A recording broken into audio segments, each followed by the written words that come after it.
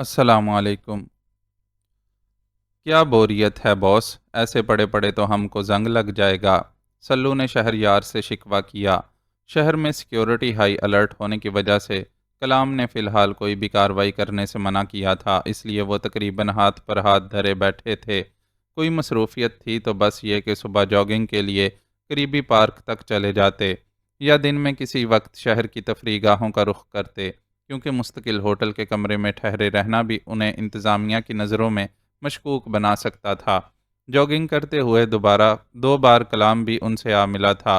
ان ملاقاتوں میں اس نے بتایا تھا کہ وہ ونود کی لاش کو کامیابی سے ٹھکانے لگانے میں کامیاب ہو گیا ہے، اور بلڈنگ میں ابھی تک کسی کو اس کے غیاب پر تشویش نہیں ہے۔ اس کی وجہ اس کا طرز زندگی تھا۔ ایک تو وہ اکیلا رہتا تھا، دوسرے بنا کسی سے ذکر کیے اس طرح کچھ دنوں کے لیے غائب ہو جانا اس کا معمول تھا، اس لیے کسی نے نوٹس بھی نہیں لیا۔ دوسری طرف کلام پریم ناتھ پر بھی نظر رکھے ہوئے تھا۔ اس کے مطابق آج کل پریم ناتھ خود گھن چکر بنا ہوا تھا۔ راہ نے اس کے محکمے والوں کا جینا مشکل کیا ہوا تھا، اور وہ تقریباً 24 گھنٹے ہی ڈیوٹی پر رہتا تھا۔ اس کے گھر جانے کے اوقات مخصوص نہیں رہے تھے۔ ان حالات میں نائٹ کلبز اور ڈسکو میں جا کر تفریح کرنے کا تو سوال ہی پیدا نہیں ہوتا تھا، اور اپنی یہ جھنجھلاہٹ وہ اس طرح نکال رہا تھا کہ بے قصور شہریوں کو گرفتار کر کے تفتیش کے نام پر انہیں تشدد کا نشانہ بنایا جا رہا تھا۔ یہ بھی سننے میں آیا تھا کہ ان بے قصور افراد کو چھوڑنے کے لیے ان کے گھر والوں سے بڑی رقوم بھی وصول کی جا رہی تھی۔ اب صورتحال یہ تھی کہ لوگ پولیس والوں کے سائے سے بھی بھڑکنے لگے تھے۔ کلام کی فراہم کردہ ان معلومات کی تصدیق نیوز چینلز بھی کر رہے تھے، اور اب حالات اس نہج پر پہنچ گئے تھے کہ شہری پولیس کے رویے کے خلاف احتجاج کے لیے اٹھ کھڑے ہوئے تھے۔ میڈیا ان کا ساتھ دے رہا تھا، اور مبصرین صاف لفظوں میں اس اندھیر پر مذمت کرنے کے ساتھ ساتھ حکام کو آڑے ہاتھوں لے رہے تھے۔ شہریار بہت غور سے اس ساری صورتحال کا جائزہ لے رہا تھا، اس لیے سلو کا شکوہ سن کر مسکرایا اور بولا، ذرا سا صبر کرو شہزادے، اب جلد ہی یہ سارا ہنگامہ ختم ہو جائے گا، اور ہم ہاتھ پیر چلانے کے لیے آزاد ہو جائیں گے۔ اس کی یہ بات غلط ثابت نہیں ہوئی۔ 2 دن بعد ہی کلام نے انہیں اطلاع دی کہ حالات سازگار ہیں، اور پریم ناتھ اپنے سابقہ معمول پر واپس لوٹ چکا ہے۔ انہوں نے پہلے ہی خاصا انتظار کر لیا تھا، اس لیے مزید وقت ضائع کرنا مناسب نہیں سمجھا، اور اسی رات کارروائی کا فیصلہ کر لیا۔ کلام کا آدمی ہنوز پریم ناتھ کی نگرانی کر رہا تھا، اس لیے انہیں سادہ سی پلاننگ پر عمل کرنے میں زیادہ مشکل پیش نہیں آئی۔ کارروائی کے لیے انہوں نے ایک ایسی سڑک کا انتخاب کیا جہاں کلام کی فراہم کردہ معلومات کے مطابق دن کے وقت بھی بہت کم گاڑیاں گزرتی تھیں، اور رات میں تو مشکل سے ہی اکا دکا گاڑیوں کا گزر ہوتا تھا۔ اصل میں اس سڑک پر کچھ عرصہ قبل راہزنوں نے بڑی لوٹ مار مچا رکھی تھی۔ وہ اچانک ہی اطراف کی جھاڑیوں سے نکل کر کسی گاڑی کو روک لیتے تھے، اور گاڑی والوں کا سارا مال ہتھیا لیتے تھے۔ ایک آدھ بار جوان عورتوں کو بھی اپنے ساتھ لے گئے تھے، اور بعد میں ان عورتوں کی لاشیں ہی ملی تھیں۔ چنانچہ لوگوں نے ڈر کے مارے اس راستے پر سے گزرنا ہی چھوڑ دیا تھا۔ رہزنوں کے اس چالاک گروہ نے بھی یہ صورتحال دیکھ کر کہیں اور کا رخ کر لیا تھا، لیکن لوگوں کے دلوں میں موجود خوف ہنوز باقی تھا۔ چنانچہ رات کے وقت تو خصوصاً اس سڑک پر سفر کرنے سے اجتناب کیا جاتا تھا۔ پریم ناتھ چونکہ پولیس والا تھا اور اپنے ساتھ ایک گن مین بھی رکھتا تھا، اس لیے بلا خوف و خطر اس سڑک کا استعمال کرتا تھا، کیونکہ اس سڑک کو چھوڑ کر متبادل راستہ اختیار کرنے کی صورت میں بہت لمبا چکر کاٹنا پڑتا تھا۔ انہوں نے پریم ناتھ سے دو ہاتھ کرنے کے لیے اسی سڑک کا انتخاب کیا، اور جب اس کے تعاقب میں آتے کلام نے انہیں اطلاع دی کہ وہ لوگ اس سڑک پر پہنچنے والے ہیں، تو اپنا کام شروع کر دیا۔ ان دونوں کے پاس چوری کی 2 عدد گاڑیاں تھیں۔ ان گاڑیوں کو انہوں نے اس انداز میں سڑک پر کھڑا کر دیا جیسے دونوں گاڑیاں کسی وجہ سے ایک دوسرے سے ٹکرا گئی ہوں، پھر خود آستینیں چڑھا کر ایک دوسرے سے دست و گریبان ہو گئے۔ ظاہر ہے پریم ناتھ کی گاڑی وہاں پہنچی تو اس نے دور ہی سے یہ سارا منظر دیکھ لیا۔ پولیس والا ہونے کی وجہ سے اس کے لیے اس منظر کو نظر انداز کر کے گزر جانا ممکن نہیں تھا، اور بالفرض وہ گزرنا بھی چاہتا تو دونوں گاڑیاں سڑک پر اس انداز میں کھڑی کی گئی تھیں کہ اس گاڑی کے لیے گزرنے کا راستہ ہی نہیں رہا تھا۔ چنانچہ اس کی گاڑی عین ان دونوں کے سامنے آ کر رک گئی۔ اوئے، یہ کیا تماشا لگا رکھا ہے تم دونوں نے؟ پریم ناتھ کا گن مین اپنی گن لہراتا ہوا گاڑی سے برآمد ہوا، اور روب سے انہیں ڈپٹتے ہوئے بولا۔ پریم ناتھ نے البتہ گاڑی سے نیچے اتر کر صورتحال کا جائزہ لینا اپنی افسرانہ شان کے خلاف سمجھا تھا۔ دیکھیں سر، اس نے میری گاڑی کو سائیڈ ماری ہے، میں اس سے نقصان بھرنے کو کہہ رہا ہوں تو یہ الٹا مجھ پر الزام لگا رہا ہے۔ گن مین کی للکار سن کر پہلے تو وہ دونوں اس طرح چونک کر ایک دوسرے سے الگ ہوئے جیسے اب تک انہیں سڑک پر کسی دوسری گاڑی کی موجودگی کا احساس ہی نہ ہوا ہو۔ پھر شہریار نے لہجے میں مظلومیت بھرتے ہوئے اس سے شکایت کی۔ یہ جھوٹ بولتا ہے، سالہ نشے میں ڈرائیونگ کر رہا تھا، جھونک میں میری گاڑی کو سائیڈ مار بیٹھا۔ آپ قریب آ کر دیکھیں، اس کے منہ سے شراب کی کتنی گندی بو آ رہی ہے۔ سالے ٹھرکی نے میری گاڑی کی ایسی تیسی کر دی، یہ دیکھیں کیا حشر ہو گیا ہے گاڑی کا۔ شہریار کے عاجزانہ لہجے کے مقابلے میں سلو کا لہجہ خاصا جارحانہ تھا، اور وہ بہت غصے سے گن مین کو گویا اصل صورتحال سے آگاہ کر رہا تھا۔ دونوں کے بیانات سن کر تذبذب میں پڑ جانے والے گن مین نے خود گاڑیوں کا جائزہ لینے کا فیصلہ کیا اور چند قدم آگے بڑھ کر ذرا جھک کر دیکھنا چاہا کہ کون سی گاڑی کو کتنا نقصان پہنچا ہے۔ سلو اور شہریار کو ایسے ہی کسی موقع کی تلاش تھی۔ سلو قیامت بن کر اس کے سر پر ٹوٹ پڑا، جبکہ شہریار نے اپنی گن کا رخ گاڑی میں بیٹھے پریم ناتھ کی طرف کر دیا۔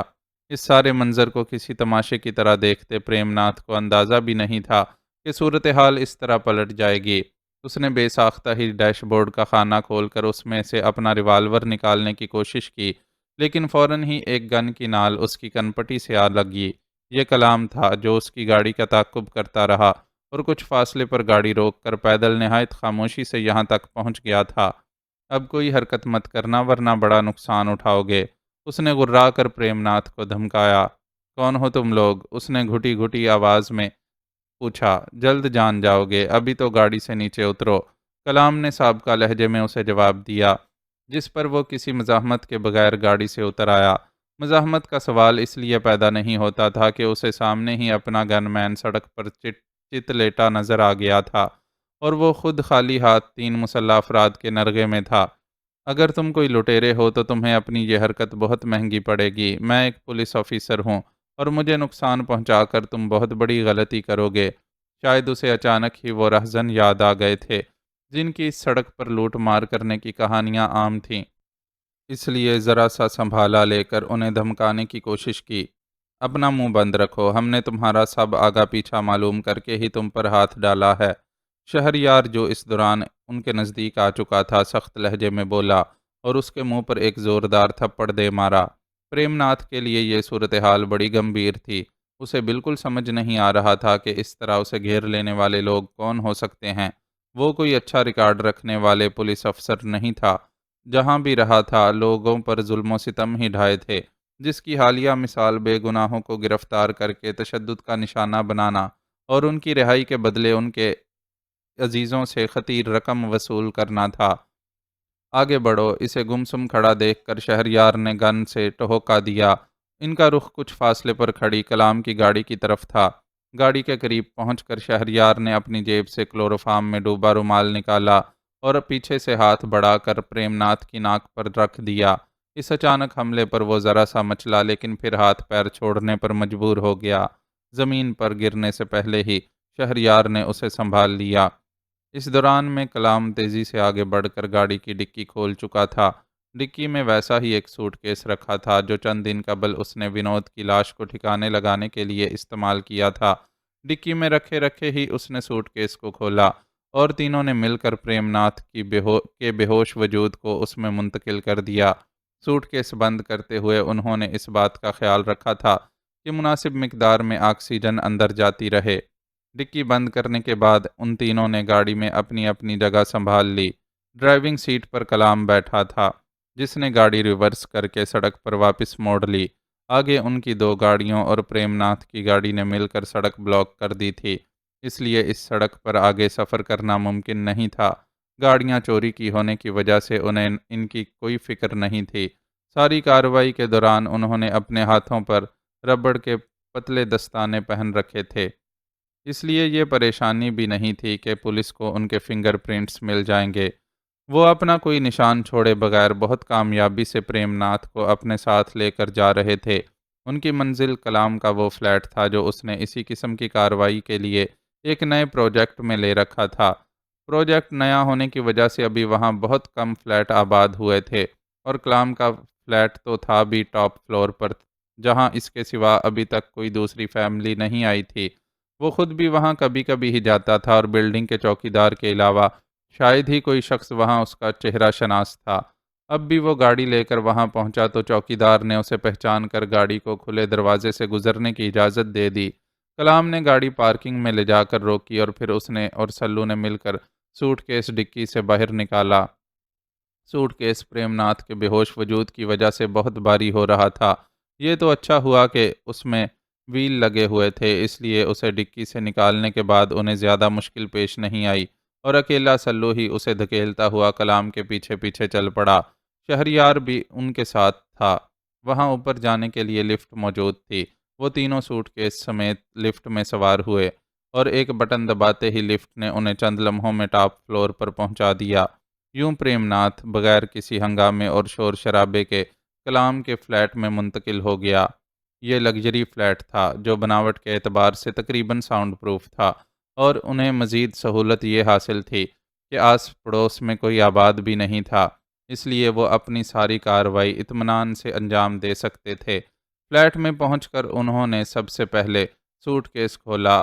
اندر پریم ناتھ پسینے میں شرابور پڑا اکھڑے اکھڑے سانس لے رہا تھا۔ سوٹ کیس کوڈ کی سے نکال کر اوپر لانے کے لیے انہیں اس کا ڈھکن صحیح طور پر بند کرنا پڑا تھا، اس لیے اس کی یہ حالت ہو گئی تھی۔ سوٹ کیس کھلنے کے نتیجے میں اسے وافر آکسیجن ملی، تو وہ گہرے گہرے سانس لے کر کمی پوری کرنے لگا۔ اسے ہوش آنے والا ہے، بہتر ہے کہ اسے باہر نکال کر اس کے ہاتھ پیر باندھ دو۔ اسے گہری نظروں سے دیکھتے ہوئے شہریار نے اپنا خیال ظاہر کیا تو کلام اور سلو فوراً ہی حرکت میں آ گئے۔ دونوں کے کام مکمل کرنے تک پریم ناتھ کو ہوش آ چکا تھا، لیکن وہ غائب دماغی کی کیفیت میں ایک سمت تکے جا رہا تھا۔ شہریار کمرے کے ساتھ منسلک باتھ روم سے ایک مگ میں پانی بھر لایا اور اس کے منہ پر انڈیل دیا۔ چہرے پر پانی پڑنے پر اس نے جھرجھری سی لی، اور پھر اس کی آنکھوں کا رنگ بدلتا نظر آیا، جس کا مطلب تھا کہ وہ غائب دماغی کی کیفیت سے باہر نکل رہا ہے۔ کون ہو تم لوگ؟ اس کے منہ سے نکلنے والے سوال نے ثابت کر دیا کہ وہ حواسوں میں لوٹ چکا ہے۔ ہم حرام کے اس مال میں اپنا حصہ چاہتے ہیں جو تم نے بے گناہ شہریوں کو گرفتار کر کے ان کی رہائی کے بدلے میں رشوت کے طور پر وصول کیا ہے۔ شہریار نے نہایت سنجیدگی سے اس کے سوال کا جواب دیا۔ تو تم نے مجھے تاوان کے لیے اغوا کیا ہے؟ پریم ناتھ کے چہرے پر ذرا سا اطمینان اترا۔ ہاں، تاوان تو تمہیں ادا کرنا ہوگا۔ اسے یہ جواب دیتے ہوئے شہریار کی نظروں میں ڈاکٹر فرحان جمیل کی خوبصورت تصویر تھی۔ ایسے شاندار شخص کو پھنسانے میں سب سے کلیدی کردار ادا کرنے والے شخص کو وہ سچ مچ بھاری تاوان کی ادائیگی کے بغیر نہیں چھوڑ سکتا تھا۔ یہ الگ بات تھی کہ تاوان کے طور پر اسے شاید اپنی جان ہی گنوانی پڑتی۔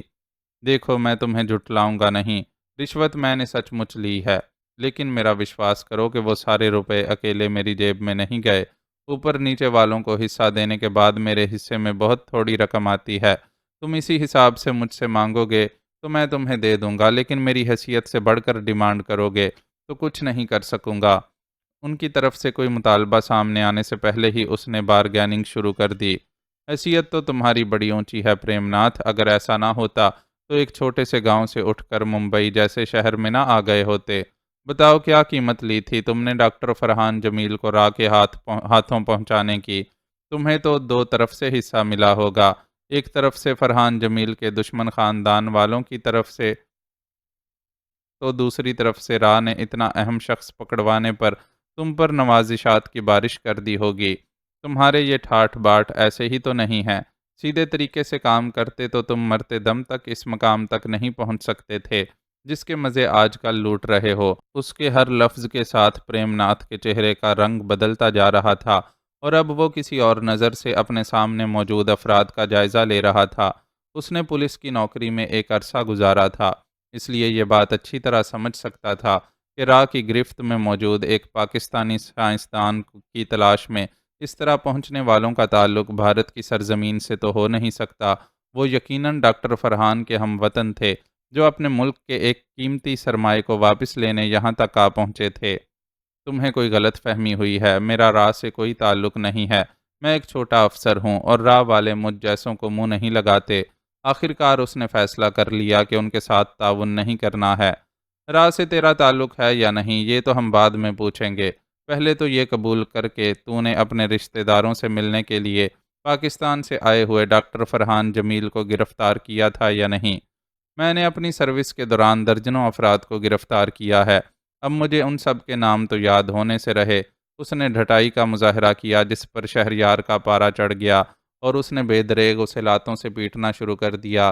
مارتے ہوئے اس نے اس بات کا لحاظ بھی نہیں کیا تھا کہ اس کے پیر پریم ناتھ کے جسم کے کس حصے پر پڑ رہے ہیں۔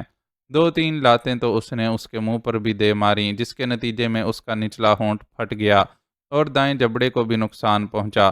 یہ چوٹیں کھا کر وہ بری طرح چیخنے لگا، جس پر کلام نے اس کے منہ میں کپڑا ٹھونس کر اس کی آوازوں کا گلا گھونٹ ڈالا۔ تم تو بڑے بودے نکلے پریم ناتھ، صرف ٹریلر پر ہی تمہارا یہ حال ہو گیا، ابھی تو ہم تمہارے جسم کا ریشہ ریشہ الگ کریں گے۔ تمہیں تو اچھا خاصا تجربہ ہوگا کہ کیسے تشدد پتھروں کو بھی بولنے پر مجبور کر دیتا ہے۔ تم تو اپنے علاقے میں بڑے شفاق پولیس والے مشہور تھے، سنا ہے تم نے ڈاکٹر فرحان پر بھی بے تحاشا تشدد کیا تھا اور ان پر الزام لگایا تھا کہ وہ پاکستانی جاسوس ہیں۔ ہم تمہارے سامنے اعتراف کرتے ہیں کہ ہم پاکستانی جاسوس ہیں، اب بتا کہ تو ہمارا کیا بگاڑ سکتا ہے؟ اس نے فرش پر پڑے پریم ناتھ پر جھک کر اس کے چہرے کو اس طرح اپنی گرفت میں لیا کہ پریم ناتھ کو اس کی انگلیاں اندر گڑتی ہوئی محسوس ہوئیں۔ اذیت اور نفرت سے اس کے چہرے کے خد و خال بگڑ گئے، لیکن منہ میں کپڑا ٹھونسا ہونے کی وجہ سے وہ چیخ چلا کر اظہار نہ کر سکا۔ پلاس سے اس کے سارے ناخن ایک ایک کر کے اکھاڑ ڈالو، اور خبردار اس وقت تک اپنا ہاتھ مت روکنا جب تک یہ ڈاکٹر صاحب کے بارے میں معلومات فراہم کرنے کے لیے رضامندی نہ ظاہر کر دے۔ حکم جاری کر کے وہ خود ایک کرسی پر جا بیٹھا اور سلو حکم کی تعمیل کے لیے کمر بستہ ہو گیا۔ میں چائے بنا کر لاتا ہوں۔ سلو نے ابھی پریم ناتھ کی پہلی انگلی کو ہی اپنی گرفت میں لیا تھا کہ کلام کہتا ہوا کمرے سے باہر نکل گیا۔ اس کے نکلتے ہی پریم ناتھ کی چھوٹی انگلی کا ناخن اکھڑ کر پلاس کی گرفت میں نظر آنے لگا۔ ناخن اکھیڑے جانے کی اذیت سے پریم ناتھ کا جسم بری طرح سے پھڑکا اور بننے والے زخم سے خون تیزی سے بہنے لگا۔ سلو نے اس کی ہدایت کے مطابق اپنا ہاتھ روکا نہیں اور پریم ناتھ کی شدید مزاحمت کے باوجود اس کی دوسری انگلی کا ناخن بھی اکھاڑ ڈالا۔ اس بار وہ اذیت برداشت نہ کر سکا اور بے ہوش ہو گیا۔ جانے دو، تھوڑی دیر کے لیے چائے کا وقفہ کر لیتے ہیں، پھر اس سے نمٹیں گے۔ پریم ناتھ کے بے ہوش ہونے پر سلو نے اس کی طرف سوالیہ نظروں سے دیکھا تو اس نے بے نیازی سے کہا۔ اسی وقت کلام ٹرے میں چائے کے کپ رکھے واپس آ گیا۔ ٹرے میں چائے کے کپ کے علاوہ ایک چھوٹی پلیٹ میں چاکلیٹ کوکیز بھی رکھے ہوئے تھے۔ یہاں میرا کبھی کبھار ہی آنا ہوتا ہے، اس لیے خورد و نوش کی اشیاء میں چائے کافی کے علاوہ بس بسکٹ ہی مل سکتے ہیں، کیونکہ یہ بغیر فریج کے بھی لمبے عرصے تک محفوظ رہ سکتے ہیں۔ اس نے کسی ایسے میزبان کی طرح جو آنے والے مہمانوں کی خاطر خواہ مدارت نہ کر پا رہا ہو، شرمندہ سے لہجے میں وضاحت دی۔ یہ بھی بہت ہے، ہم یہاں دعوت میں نہیں آئے ہیں جو خاطریں کرواتے پھریں۔ شہریار نے سنجیدگی سے جواب دیا اور ٹرے میں سے چائے کا کپ اٹھا لیا۔ سلو نے بھی اس کی پیروی کی۔ اس میں یہ عادت بہت اچھی تھی کہ اپنے کام سے کام رکھتا تھا اور بلا ضرورت کسی معاملے میں مداخلت نہیں کرتا تھا۔ اس کی کھال مجھے کافی موٹی لگتی ہے، یہ اتنی آسانی سے اپنی زبان نہیں کھولے گا۔ چائے پیتے ہوئے فرش پر بے ہوش پڑے پریم ناتھ کی طرف دیکھتے ہوئے کلام نے تبصرہ کیا۔ مجھے ہر حال میں اس سے سچ اگلوانا ہے، چاہے اس کے لیے مجھے اس کا پورا جسم ہی کیوں نہ چھیدنا پڑ جائے۔ یہ وہ شخص ہے جس نے ڈاکٹر صاحب کو اپنے ذرا سے لالچ کے پیچھے بہت بڑی مصیبت میں پھنسا دیا ہے۔ وہ بیچارے نہ جانے اتنے عرصے سے کتنی مصیبتوں سے گزر رہے ہیں اور کس حال میں ہیں۔ اس شخص کے لیے میرے پاس معافی کی کوئی گنجائش موجود نہیں ہے۔ یہ وہی شہریار تھا جو اپر کلاس سے تعلق رکھنے کے باوجود نچلے طبقے کے مظلوم و مجبور افراد کی پریشانیاں بہت ہمدردی سے سنتا تھا، لیکن ایک ملک دشمن کے لیے اس کے لہجے میں ایسی سفاکی تھی کہ کلام بھی اندر سے لرز اٹھا۔ سلو البتہ نارمل تھا، جس نہج پر اس کی تربیت ہوئی تھی اس میں کسی پر تشدد کوئی انوکھی بات نہیں تھی۔ دوسرے اتنے دنوں کے ساتھ میں اس نے اچھی طرح سمجھ لیا تھا کہ ملک دشمنوں کے حق میں شہریار کتنا سخت اور بے لچک آدمی ہے۔ تم شاید اپنا موبائل کچن میں چھوڑ آئے ہو، وہاں سے اس کی ٹون سنائی دے رہی ہے۔ کچن کی طرف سے آتی بہت دھیمی سی آواز پر شہریار کے کان کھڑے ہوئے اور اس نے کلام کو آگاہ کیا۔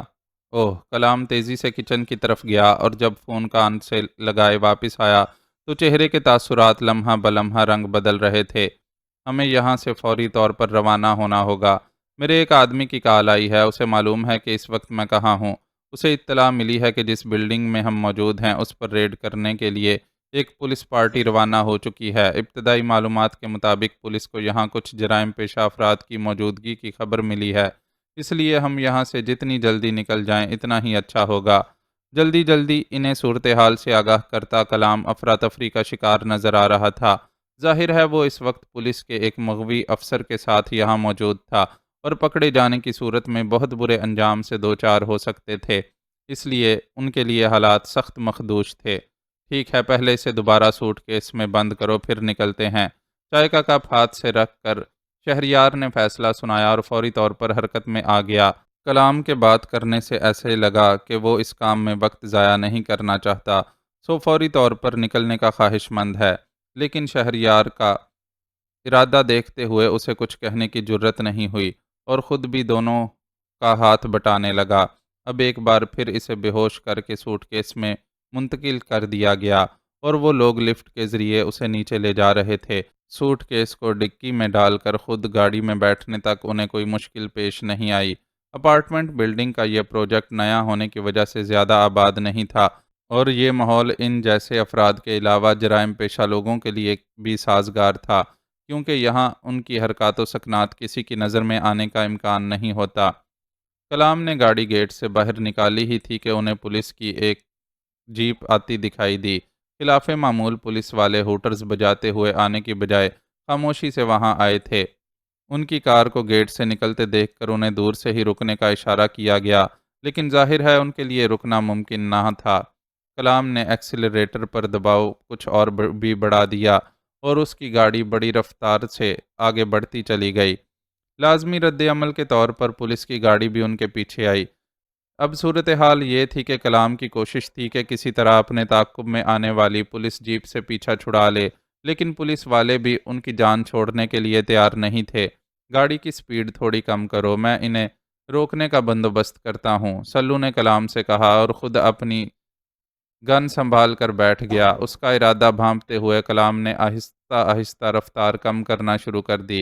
ان کی گاڑی کی رفتار کم ہوتی دیکھ کر پولیس جیپ کا ڈرائیور جوش میں آ گیا اور جیپ کی رفتار مزید بڑھا دی۔ اس کی اس حرکت نے گاڑی اور جیپ کا درمیانی فاصلہ مزید کم کر دیا اور سلو کے لیے جیپ کے اگلے ٹائر کو نشانہ بنانا اور بھی آسان ہو گیا۔ اگلے ٹائر میں گولی لگتے ہی فضا میں زوردار آواز گونجی اور تیز رفتار پولیس جیپ بری طرح لہرائی کہ ڈرائیور کے لیے اس پر قابو پانا بھی مشکل ہو گیا۔ کلام نے فوراً ہی گاڑی کی رفتار بڑھا دی۔ اس وقت وہ ایک ایسی سڑک سے گزر رہے تھے جس کے دونوں طرف درختوں کے گھنے جھنڈ موجود تھے۔ عرصے سے ممبئی میں رہنے والا کلام یہاں کے راستوں اور جغرافیے سے اچھی طرح واقف تھا، لیکن یہ واقفیت کسی ناگہانی کو تو نہیں ٹال سکتی تھی۔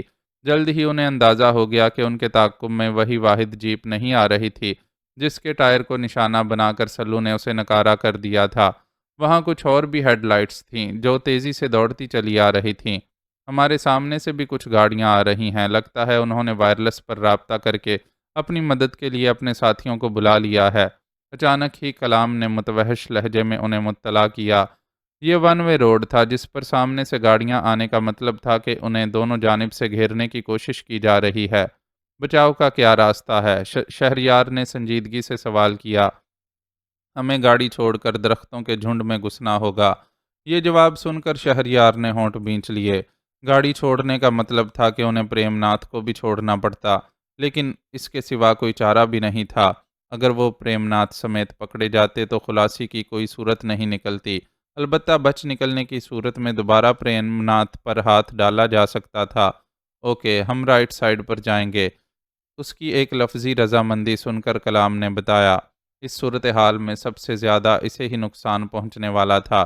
اس کی گاڑی سے پریم ناتھ سمیت ملنے کا مطلب تھا کہ وہ پوری طرح ایکسپوز ہو جائے گا اور اسے اپنا برسوں کا بنا بنایا سیٹ اپ ختم کر کے نئے سرے سے قدم جمانے کی کوشش کرنی پڑے گی۔ دوسری صورت یہ بھی ہو سکتی تھی کہ اسے یہاں سے باہر نکل جانا پڑتا، کیونکہ ایک سرا ہاتھ میں آنے کے بعد یہاں کی ایجنسیاں اسے چھوڑنے والی نہیں تھیں، وہ تو کتوں کی طرح اس کی بو سونگتی پھرتیں۔ فکروں اور پریشانیوں کے باوجود اس نے بہت مہارت سے گاڑی روکی اور وہ تینوں پھرتی سے باہر نکل کر دائیں طرف کے جھنڈ کی طرف بھاگ کھڑے ہوئے۔ یہ عین ممکن تھا کہ پولیس والوں نے بھی انہیں جھنڈ میں گھستے ہوئے دیکھ لیا تھا اور خود بھی ان کے تعاقب میں وہاں چلے آئے۔ پولیس والوں کی عددی برتری اس صورت میں ان کے لیے مسئلہ بن سکتی تھی، لیکن اس کے سوا فی الحال ان کے پاس بچاؤ کا کوئی راستہ نہیں تھا۔ ہمیں یہاں سے شمال کی طرف بھاگنا ہے، وہاں سے ایک ریلوے لائن گزرتی ہے، اگر قسمت نے ساتھ دیا تو ہم وہاں سے گزرنے والی کسی گاڑی میں سوار ہونے میں کامیاب ہو جائیں گے۔ بھاگتے بھاگتے کلام نے انہیں آگاہ کیا تو انہیں سمجھ آیا کہ اس نے خصوصیت سے دائیں طرف کے جھنڈ میں گھسنے کا مشورہ کیوں دیا تھا۔ وہ جان بچا کر بھاگ رہے تھے، اس لیے سارے حواس کسی وحشی جانور کی طرح ہی چوکنے تھے۔ ان چوکنے حواسوں کے ساتھ انہوں نے پہلے گاڑیوں کے بریک لگنے کی آوازیں سنی اور پھر ان آوازوں پر ٹرین کی تیز وسل حاوی ہوتی چلی گئی۔ جلدی کریں، کوئی گاڑی جنکشن کو چھوڑ کر اس طرف آنے والی ہے۔ اس وقت اس کی رفتار تیز نہیں ہوگی، اس لیے ہم اس پر چڑھنے میں کامیاب ہو سکتے ہیں۔ کلام نے چیخ کر انہیں آگاہ کیا اور اپنی رفتار کو کچھ اور بڑھا دیا۔ ان دونوں نے بھی یہی کیا اور عین اس وقت تک ریلوے لائن تک پہنچنے میں کامیاب ہو گئے، جبکہ گاڑی دھیمی رفتار میں وہاں سے گزر رہی تھی۔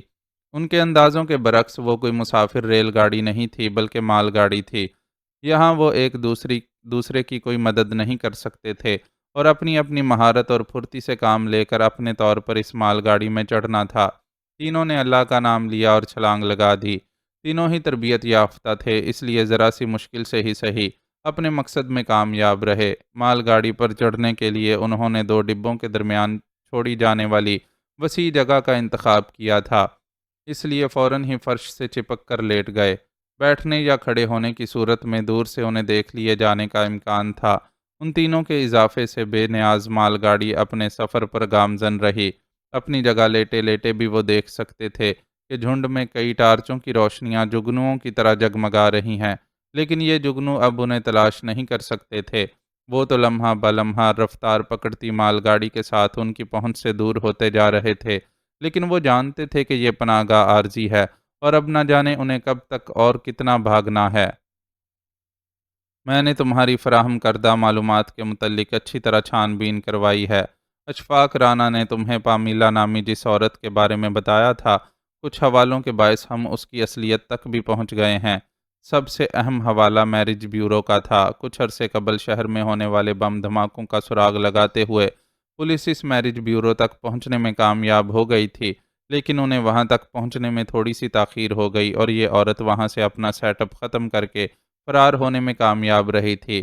تمہیں شاید یہ سن کر حیرت ہو کہ کچھ عرصہ شہریار عادل کی بیوی بن کر رہنے والی ڈاکٹر ماریا نے اپنے آخری بیان میں اس بات کا اعتراف کیا تھا کہ وہ اور اس کی ماں را اور موساد کی ڈبل ایجنٹ ہیں، اور پامیلا بن کر امراء کے طبقے میں گردش کرنے والی عورت دراصل ڈاکٹر ماریا کی ماں سینتھیا جوزف ہی تھی۔ بیٹی کی موت کے بعد وہ مسلسل منظر سے غائب ہے، یہاں تک کہ اس نے اپنی اکلوتی بیٹی کی لاش وصول کرنے کے لیے بھی کسی قسم کی کوئی کوشش نہیں کی۔ کچھ اس قسم کے ثبوت بھی ملے ہیں جن سے ظاہر ہوتا ہے کہ سنتھیا کے ریاض انور سے بھی تعلقات تھے، لیکن ظاہر ہے اب ریاض انور مر چکا ہے، اس لیے ہم اس سے کچھ بھی نہیں معلوم کر سکتے۔ ذیشان نے اپنی طرف آس بھری نظروں سے دیکھتے ہوئے جاوید علی کو سنجیدگی سے ان تفصیلات سے آگاہ کیا جو اس نے اشفاق رانا سے حاصل ہونے والی معلومات کی روشنی میں جمع کی تھیں۔ میں نے آپ کو رانا سے حاصل ہونے والا ایک نمبر بھی تو دیا تھا، اس سے کوئی سراغ نہیں ملا۔ جاوید علی کے پاس ابھی ایک امید باقی تھی۔ تم نے شاید اس نمبر پر غور نہیں کیا، وہ بڑا عجیب نمبر ہے اور ہمارے ملک میں استعمال ہونے والی کسی بھی موبائل سروس سے تعلق نہیں رکھتا۔ میں نے اس نمبر پر کال کر کے دیکھنے کی کوشش کی تھی، لیکن بیل جانے کے باوجود کسی نے کال رسیو نہیں کی۔ اس نے اسی سنجیدگی سے جواب دیا، آپ رانا کے موبائل سے کال کر کے دیکھتے، ہو سکتا ہے وہ اجنبی نمبر سے آنے والی کال رسیو نہ کرتی ہو۔ اس نے تیزی سے مشورہ دیا، پہلے میں نے رانا کا نمبر استعمال کیا تھا، لیکن اس کے باوجود کال رسیو نہیں کی گئی، اور اب تو اس کی موت کی خبر منظر عام پر آ گئی ہے۔ اس ایئر ہوسٹس شاہین نے پولیس اور میڈیا والوں کو سب بتا دیا ہے کہ کس طرح دو افراد نے زبردستی اس کے فلیٹ میں گھس کر اسے اور رانا کو بے بس کیا اور پھر اسے علیحدہ کمرے میں بند کر کے رانا سے تنہائی میں پوچھ گچھ کرتے رہے۔ ان حالات میں اب ہمارے لیے کسی طور رانا کا نمبر استعمال کرنا ممکن نہیں ہے۔ ہمارا دشمن جتنی جدید ٹیکنالوجی سے لیس ہے، کچھ بعید نہیں کہ اسے ٹریس کرنے کے چکر میں ہم خود پھنس جائیں۔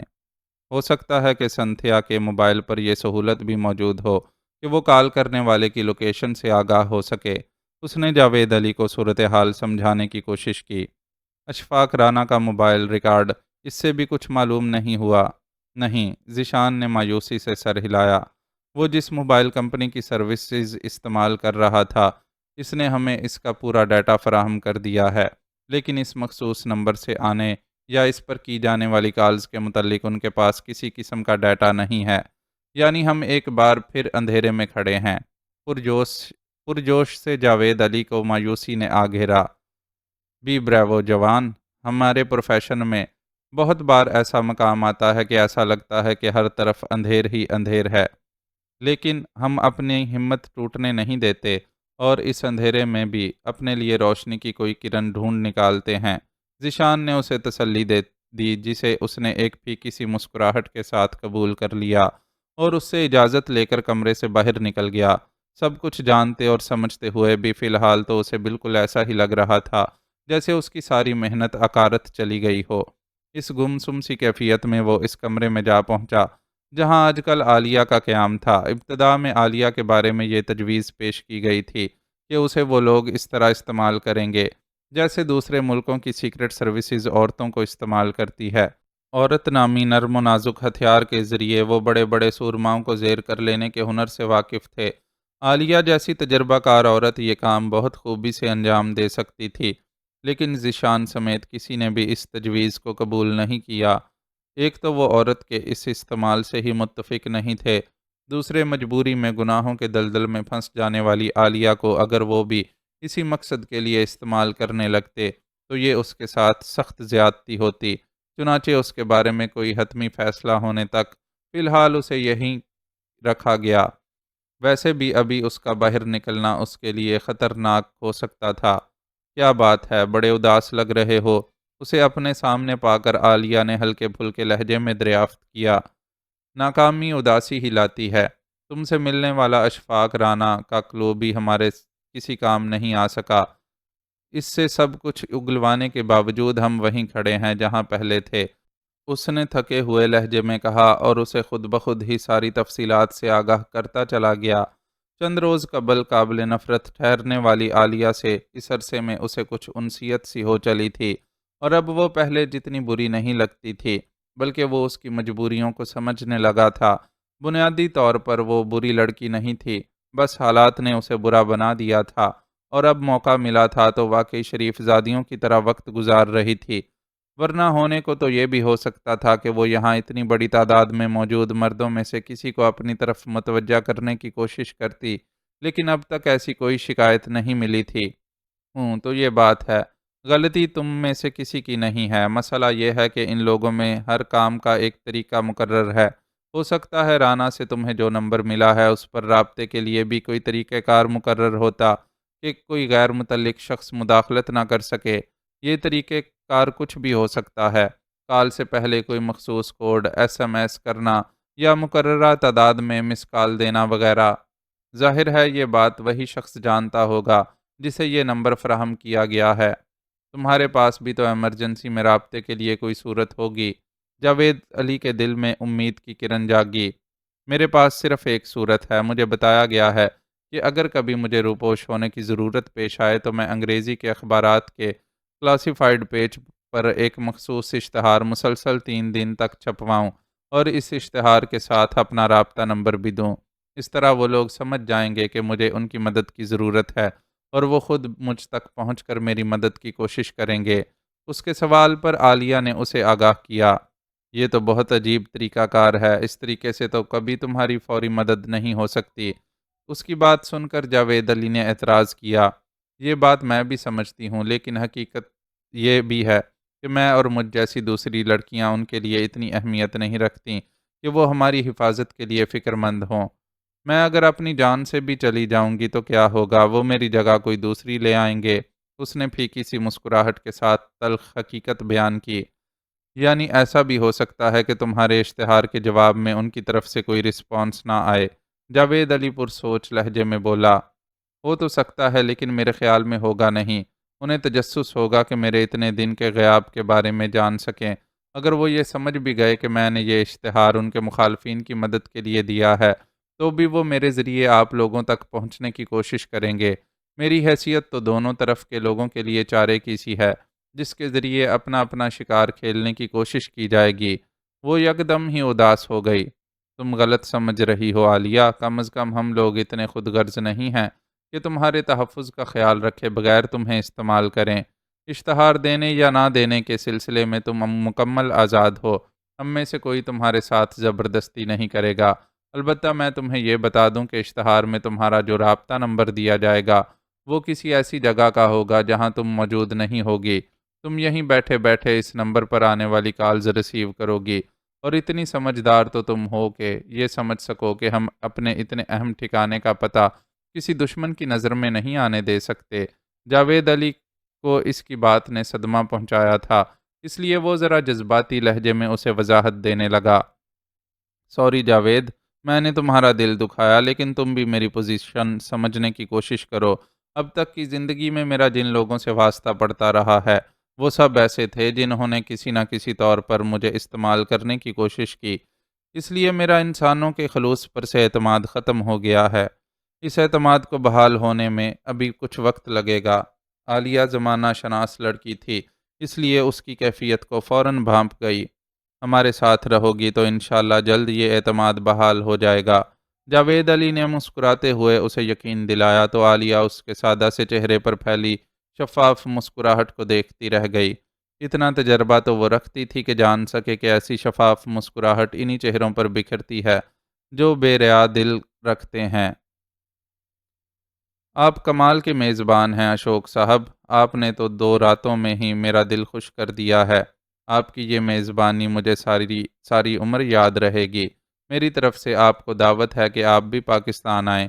ہم نے بھی آپ کی میزبانی کا حق نہ ادا کر دیا تو بولیے گا۔ چودھری کی پچھلی رات بالی ووڈ کی ایک مشہور ہیروئن کے ساتھ گزری تھی، اس لیے وہ بہت ہی ترنگ میں تھا۔ بھارت کا یہ دورہ اس کے لیے ہر اعتبار سے خوش کن ثابت ہوا تھا۔ پہلی خوشی تو اسے اس وقت حاصل ہوئی تھی جب لنڈا نے اسے اطلاع دی تھی کہ تنظیم اسے اہم میٹنگ کے سلسلے میں بھارت کے دورے پر بھیج رہی ہے۔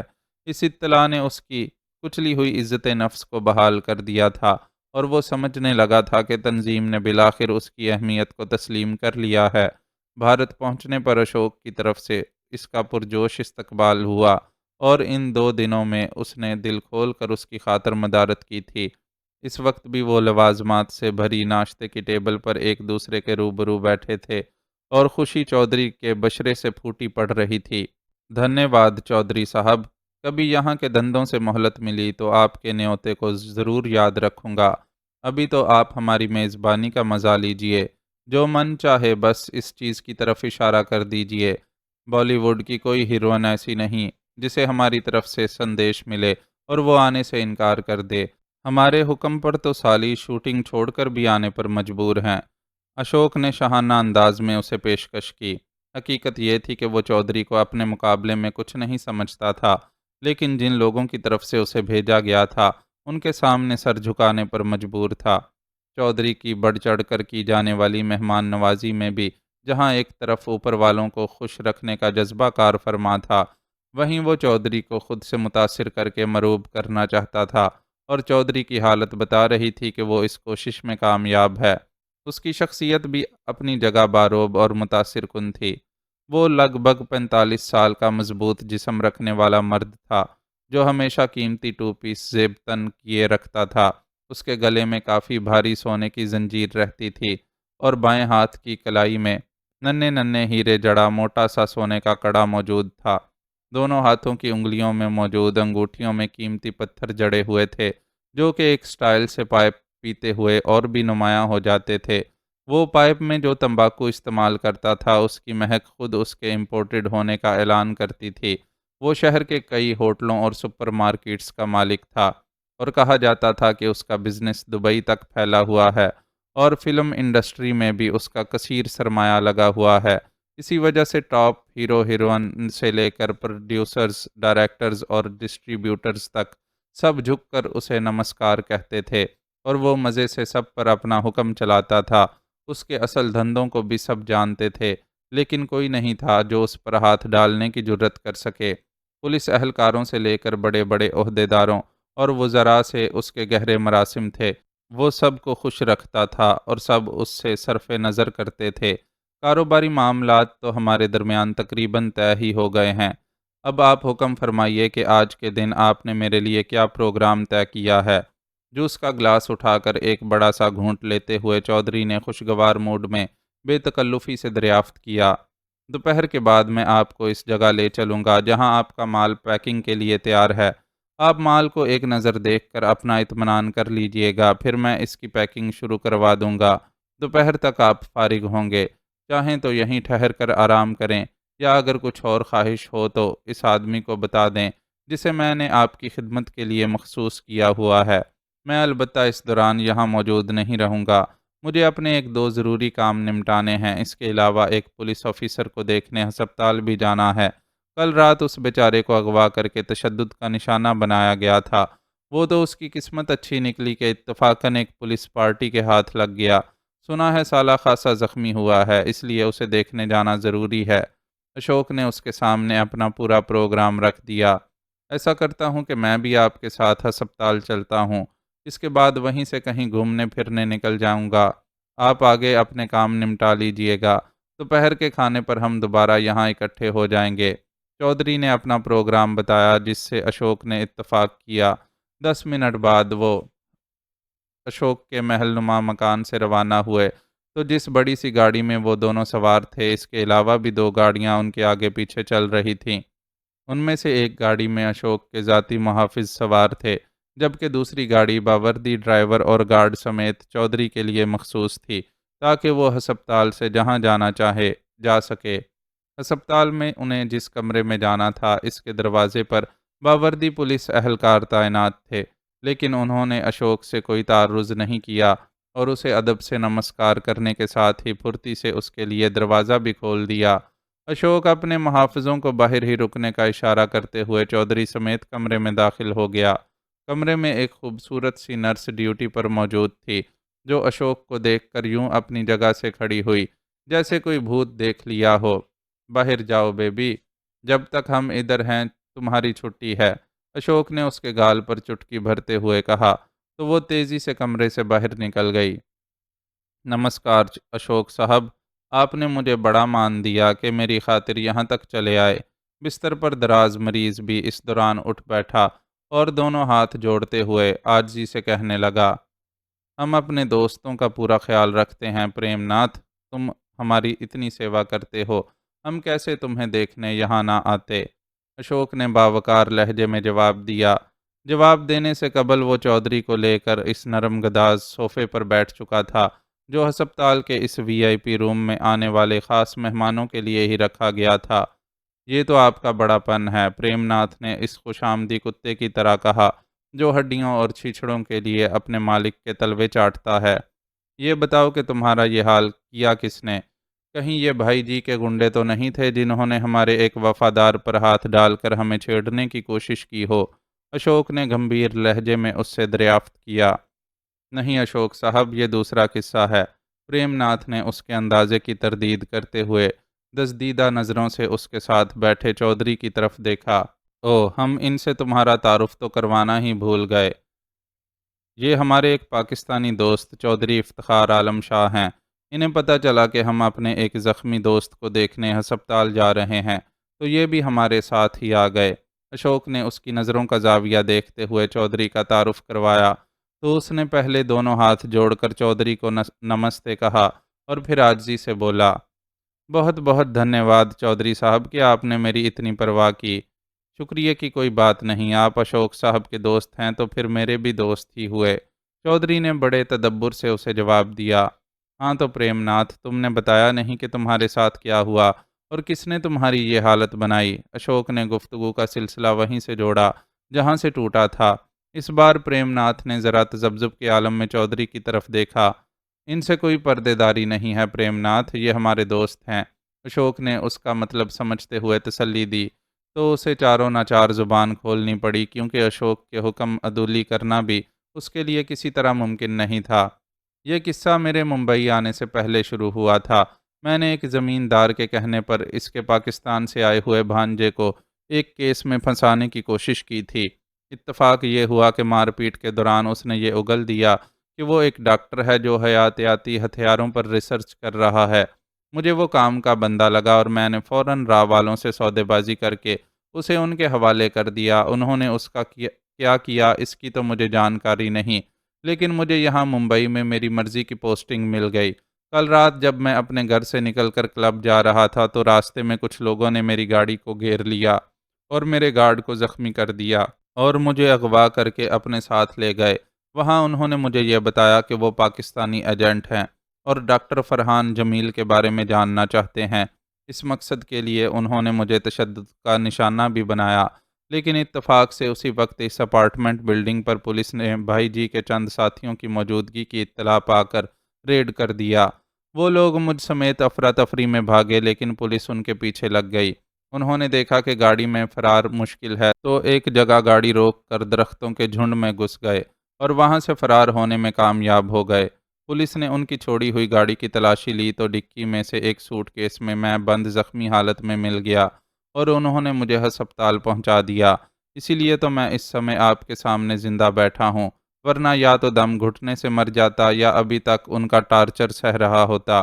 پریم ناتھ نے اختصار کے ساتھ پوری کہانی سنا ڈالی۔ تو یہ چکر تھا، ورنہ کل رات تو بھائی جی کا وہ پٹھا عبدل پکڑا ہی جاتا۔ میرے آدمیوں نے ہی پولیس کو خبر دی تھی کہ عبدل اس بلڈنگ میں موجود ہے اور ایک پارٹی کے ساتھ اسلحے کی بڑی ڈیلنگ کر رہا ہے۔ اس کی کہانی سن کر اشوک نے گویا کوئی گتھی سلجھائی۔ چکر تو یہی ہے اشوک صاحب، لیکن میں بڑے چکر میں پھنس گیا ہوں۔ وہ تینوں بھاگ نکلنے میں کامیاب ہو گئے ہیں اور دوبارہ کبھی بھی مجھ پر ہاتھ ڈال سکتے ہیں۔ پریم ناتھ کچھ خوفزدہ نظر آتا تھا۔ فکر نہ کرو، میں تمہاری حفاظت کے لیے اپنے کچھ بندے بھیج دوں گا۔ پھر تمہارا پولیس ڈپارٹمنٹ بھی تو ہے نا۔ انہوں نے اتنی دیر میں کڈنیپرز کا اتا پتہ معلوم کرنے کے لیے کچھ نہیں کیا۔ پولیس اپنا کام کر رہی ہے۔ جس گاڑی سے مجھے نکالا گیا تھا اس کے مالک کے بارے میں معلوم ہو گیا ہے۔ اس کا نام کلام ہے اور وہ ایک فلیٹ میں اکیلا کرائے پر رہتا ہے۔ مجھے جہاں لے جایا گیا تھا وہ اپارٹمنٹ بھی اسی کی ملکیت ہے، لیکن وہ کل سے غائب ہے۔ میرے محکمے کے لوگ اس کے بارے میں مزید انفارمیشن اکٹھی کرنے کی کوشش کر رہے ہیں، کیونکہ ہمیں اس بات کا وشواس ہو گیا ہے کہ وہ کوئی پاکستانی جاسوس تھا جو یہاں رہ رہا تھا۔ اس نے اشوک کی بات کا جواب دیا۔ اوکے، یہ تم لوگوں کا پرابلم ہے کہ ان مجرموں کی گرفتاری کے لیے تمہارا ڈپارٹمنٹ کیا کرتا ہے۔ مجھے تو بس اسی بات کا دکھ ہے کہ بھائی جی کی ناک کا بال عبدل پھر بچ نکلا۔ لگانے کو تو میرے آدمی بھی اسے ٹھکانے لگا دیں، لیکن پولیس کے ہاتھ لگ کر اس کی جو رسوائی ہوگی اس کا مزہ ہی الگ ہے۔ خیر، ابھی نہیں تو پھر کبھی وہ سالہ چھری تلے آئے گا تو ضرور پھر ہم گن گن کر اپنے بدلے لیں گے۔ وہ یکدم ہی اپنی جگہ سے اٹھ کھڑا ہوا تو چودھری نے بھی اس کی پیروی کی۔ پریم ناتھ بھی اپنے زخموں کو بھول کر بستر سے نیچے اتر آیا۔ ہم جا رہے ہیں، تم آرام کرو، اشوک نے پریم ناتھ سے کہا اور شاہانہ انداز میں چلتا ہوا باہر نکل گیا۔ چودھری بھی اس کے ساتھ ساتھ تھا۔ اشوک کے ان ٹھاٹ باٹ نے اسے بہت متاثر کیا تھا۔ اس کے اپنے سامنے بھی جھکنے والوں کی تعداد کم نہیں تھی، لیکن اشوک کی بات ہی الگ تھی۔ نہ اس کی دولت کا شمار تھا اور نہ اختیارات کی حد۔ وہ یہاں رہ کر اشوک کی ایک ایک حرکت اور انداز کا بغور جائزہ لے رہا تھا اور ساتھ ساتھ یہ طے کرتا جا رہا تھا کہ واپس جا کر خود اسے کیا کیا اقدامات اٹھانے ہوں گے جن سے اس کا سٹیٹس اور بھی بلند ہو سکے۔ حسب پروگرام جگو بازار میں ببو چاٹ والے کے اسٹال پر چاندنی اور شاہد سے ملا اور انہیں اپنی کار میں بٹھا کر وہاں سے روانہ ہو گیا۔ اس موقع پر چاندنی کچھ سہمی ہوئی تھی، جبکہ شاہد بے یقینی کا شکار نظر آتا تھا۔ اس نے راستے میں جگو سے کئی ایسے سوال کیے جس سے یہ اندازہ ہوتا تھا کہ وہ جگو کے بارے میں شکوک و شبہات کا شکار ہیں۔ جواب میں جگو نے صرف اتنا کہا کہ وہ انہیں جہاں لے جا رہا ہے وہاں پہنچ کر ان پر اس کی سچائی ثابت ہو جائے گی۔ اس کے بعد وہ دونوں گاڑی کی پچھلی نشست پر یوں چپ چاپ بیٹھ گئے جیسے خود کو تن بتقدیر چھوڑ دیا ہو۔ جگو نے راستے میں عمیر کو اپنی آمد کے بارے میں آگاہ کیا اور اس کی ہدایت پر انہیں دفتر کی بجائے اس کے بنگلے پر لے گیا۔ یہ بنگلہ اب بھی اسی طرح سجا ہوا تھا جیسے شہریار کے دور میں تھا۔ اگرچہ شہریار نے اپنے ذاتی خرچے پر بنگلے کو آراستہ کیا تھا، لیکن لیاقت رانا نے وہاں سے کسی بھی شے کو ہٹانا پسند نہیں کیا تھا۔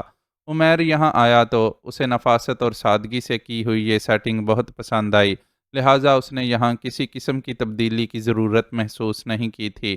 عمیر نے بنگلے کے لاؤنج میں ان تینوں کا استقبال کیا۔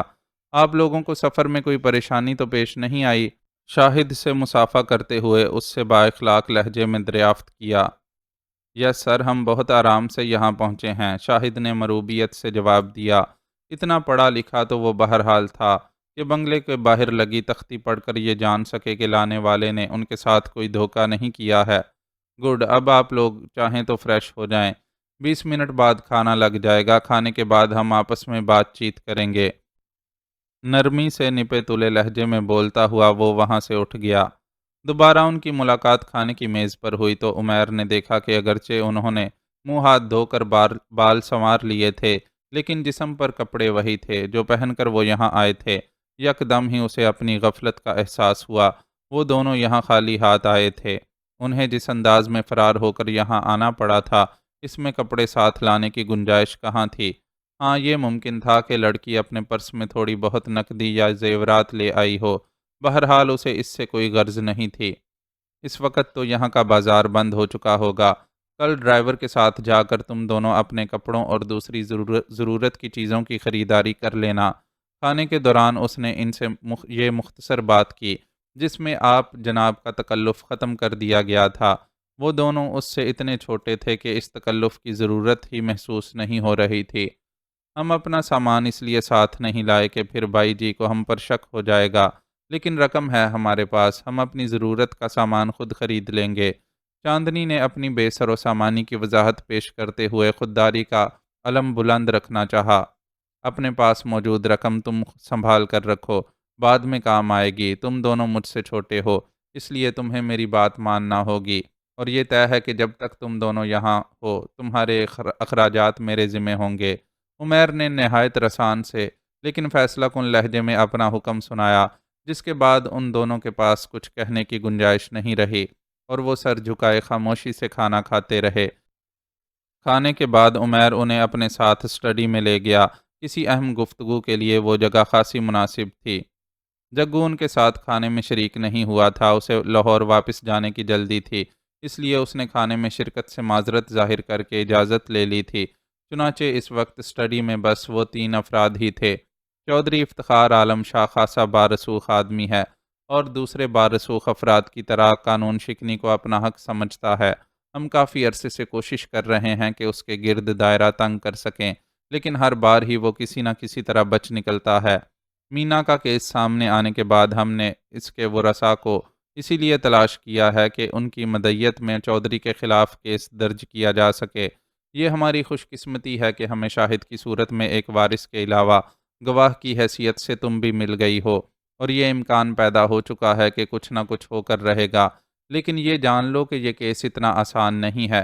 وہ اتنا کہہ کر ذرا سا رکا اور ان دونوں کے چہروں کا بغور جائزہ لینے کے بعد دوبارہ بولنا شروع کیا۔ تم دونوں بس آج رات ہی میرے مہمان رہو گے۔ کل صبح تھانے میں رپورٹ درج کروانے کے بعد تم دونوں کو ایک دوسری جگہ شفٹ کر دیا جائے گا، کیونکہ بعض مصلحتوں کی وجہ سے میں ضروری سمجھتا ہوں کہ تمہارے اور میرے درمیان کسی قسم کا تعلق ظاہر نہ ہو۔ آج کے بعد تم دونوں سے بس ایک وکیل ہی رابطہ رکھے گا، اس وکیل کی فیس وغیرہ میرے ذمہ ہوگی، اور تم لوگوں کے ضروری اخراجات بھی۔ کسی انتہائی ضرورت کے تحت ہی تم دونوں میں سے کوئی مجھ سے رابطہ کرنے کا حقدار ہوگا، ورنہ بہتر یہی ہے کہ مجھ سے براہ راست رابطہ نہ کرنا اور نہ ہی کسی کے سامنے میرا ذکر کرنا۔ عمیر نے بولتے بولتے پہلو بدلا اور ذرا سا توقف کے بعد گفتگو کا سلسلہ دوبارہ جوڑا۔ میرا جو آدمی تم دونوں کو لے کر یہاں آیا ہے، اس نے مجھے تمہارے بارے میں پہلے ہی سے معلومات فراہم کر دی ہیں۔ تم دونوں نے کوٹھے پر پرورش ضرور پائی ہے، لیکن ابھی بہت کم عمر اور ناتجربے کار ہو، اس لیے میں تمہیں اس کیس کی بعض نزاکتیں بتا دینا ضروری سمجھتا ہوں۔ تمہیں 2 طرح کے دشمنوں کا سامنا کرنا پڑے گا۔ ایک چندہ بھائی کے کوٹھے سے بھاگ کر تم نے اسے ویسے ہی نقصان سے دوچار کیا ہے، اوپر سے جب یہ کیس کھلے گا تو اس پر بھی لالچ کے باعث قتل کو چھپانے کا الزام عائد ہوگا۔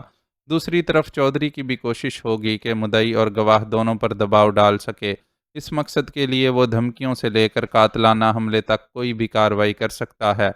दुश्मनों की तरफ से एक ओछा हथकंडा ये भी इस्तेमाल किया जा सकता है कि वो उल्टा तुम दोनों को हदूद के केस में फंसाने की कोशिश करे। इस वार से बचने का सीधा साधा और पेशगी हल ये है कि फौरी तौर पर तुम दोनों निकाह के बंधन में बंध जाओ।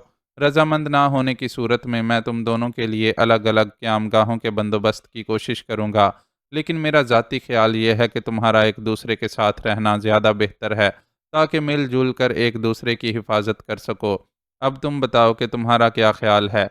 इस बार इसका रुए सुखन शाहिद की तरफ था। मैं आपकी सारी बातों से मुत्तफिक हूँ सर। अगर चांदनी को एतराज़ ना हो तो मैं पहली फुर्सत में इससे निकाह के लिए राज़ी हूँ। शाहिद ने पहली बार उसके सामने लब कुशाई की। मैं राज़ी हूँ सर। चांदनी की तरफ से धीमी आवाज़ में फ़ौरन जवाब आया। उम्र में शाहिद से 1 डेढ़ साल बड़ी होने के बावजूद इस वक्त वो किसी आम घरेलू लड़की की तरह शर्माई हुई महसूस हो रही थी। ठीक है, ये काम तो कल तुम्हारे पुलिस स्टेशन जाने से पहले अंजाम पा जाएगा, लेकिन मुझे ये बताओ, कहीं किसी दबाव से घबरा कर तुम लोग इस केस से भाग तो नहीं जाओगे? उमैर ने गंभीर लहजे में पूछा।